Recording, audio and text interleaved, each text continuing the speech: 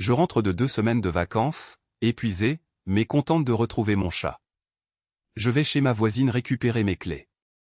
Elle m'ouvre la porte avec un grand sourire et me dit, « Il a été tellement sage, je me suis bien occupé de lui. » Je la remercie chaleureusement, je rentre chez moi, et là, je le vois. Mon chat? Mon gros matou indépendant qui déteste qu'on le touche. Il est assis au milieu du salon. Avec une couette miniature posée sur la tête. Comme une couronne royale. Je m'approche, incrédule. Et je réalise qu'il porte aussi un collier rose avec de faux diamants. Rose. Avec des diamants. Sur M.O.N. chat. Et ce n'est pas tout. Je baisse les yeux. Il a des petits chaussons aux pattes. Des chaussons fabriqués à la main, assortis. Ma voisine les a cousus elle-même. Spécialement pour lui. Je ne sais pas si je dois rire ou pleurer. Mon chat, lui, me regarde avec un calme absolu, comme si cette vie lui avait toujours appartenu. 2 semaines.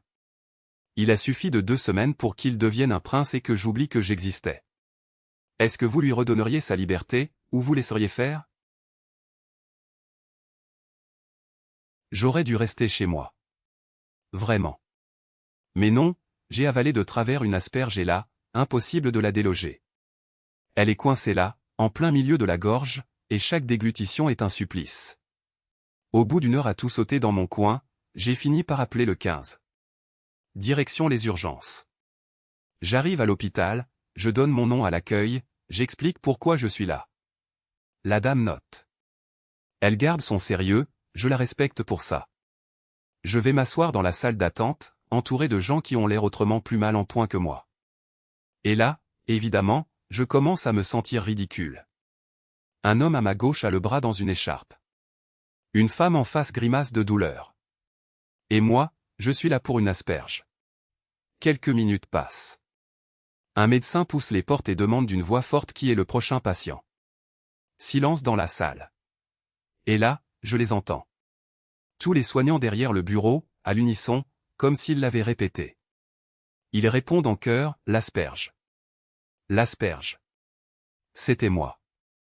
Mon surnom officiel aux urgences. Tout le monde a levé les yeux. Quelques sourires retenus. Moi, j'aurais voulu disparaître sous la chaise. La prochaine fois, je me laisse étouffer dignement chez moi. Vous auriez tenu le coup ou vous seriez parti sans demander votre reste? J'ai failli perdre mon poste à cause d'une faute de frappe. Pas n'importe laquelle. La pire possible. Ce jour-là, j'avais un email crucial à envoyer. Un contact clé. Et en copie? Tout le gratin de la boîte. Mon boss, son boss, des directeurs. Le genre de mail que tu soignes pendant 20 minutes parce que tu sais que chaque mot compte. Je relis, je vérifie, tout est parfait. J'appuie sur envoyer. Soulagé. Fier, même. Et là, une notification. Mon téléphone m'affiche la confirmation de l'envoi. Je relis l'email dans les envoyés par réflexe, juste pour savoir. Et je le vois. Ce mot. Ce mot que mon correcteur automatique a silencieusement remplacé sans me demander la permission. J'avais écrit « extrêmement ». Avec une faute, oui.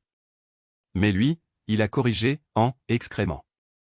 J'avais écrit à un contact majeur, avec tous les directeurs en copie, que son projet était « excrément important pour notre stratégie ». Mon cœur s'est arrêté. Mes mains tremblaient. J'ai fixé l'écran pendant 30 secondes sans pouvoir bouger. Impossible d'annuler. Impossible de faire comme si. Le mail était parti. Je n'avais plus qu'à attendre. Et vous savez quoi? La réponse est arrivée 20 minutes plus tard. Et franchement, je m'y attendais pas du tout. Est-ce que vous auriez osé vous expliquer ou vous seriez juste laissé mourir? Mon chéri a passé la nuit entière sur Call of Duty. Toute la nuit.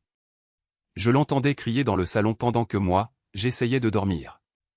Le matin arrive, je me lève, je vais préparer le petit déjeuner. Lui, il est là, les yeux rouges, le regard dans le vide, encore vissé à son écran. Je prends une pomme dans la corbeille de fruits. Je la soupèse dans ma main. Et là, je sais pas ce qui m'a pris, quelque chose en moi a décidé de tenter le destin. Je lui lance la pomme à travers la pièce en criant de toutes mes forces, « Grenade !» Ce que j'ai vu ensuite, je l'avais pas du tout anticipé. Il s'est levé d'un bond, les réflexes encore dans le jeu, et il a attrapé la pomme au vol, pour la balancer directement par la fenêtre ouverte. Silence. On s'est regardés tous les deux. La pomme avait atterri dans le jardin du voisin. Mon chéri a mis 2 secondes à réaliser ce qu'il venait de faire. Il a baissé les yeux, il a murmuré un petit pardon et il s'est rassis sans un mot. Moi, j'étais là, sans petit déjeuner, à me demander si j'allais rire ou pleurer. J'ai ri. Beaucoup. Et vous, vous auriez réagi comment à ma place?